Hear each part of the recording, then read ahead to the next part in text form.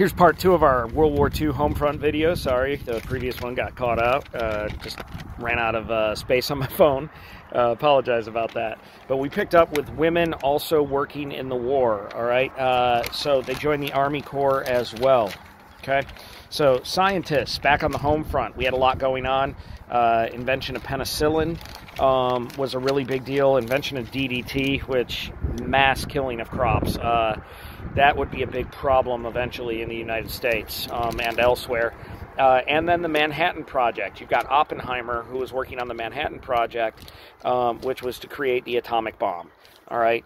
The atomic bombs, obviously, we'll get into that more later on when we talk about specifically issues with Hiroshima and Nagasaki and the bombing of those areas. All right.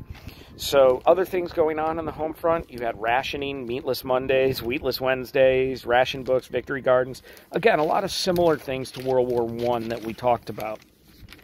You got a lot of propaganda creation going on during this time period. Newsreels, radio, posters, pamphlets, airdrops, which were dropping, I guess you could say, both true and false news on the enemy in the hopes that they would take that information to heart and maybe, be a little disheartened and not fight as much, or possibly believe something else was going on, okay? Right before the U.S. would actually get physically involved in the war, you had FDR giving the Four Freedoms speech, all right? This was that the United States must do everything possible to support its allies, all right? And those four freedoms were worship, all right? Freedom of speech, freedom from want. We shouldn't want things that we don't need, and freedom from fear. There's nothing to fear, because if we don't fear anything, then we have the ability to do what we need to do, okay?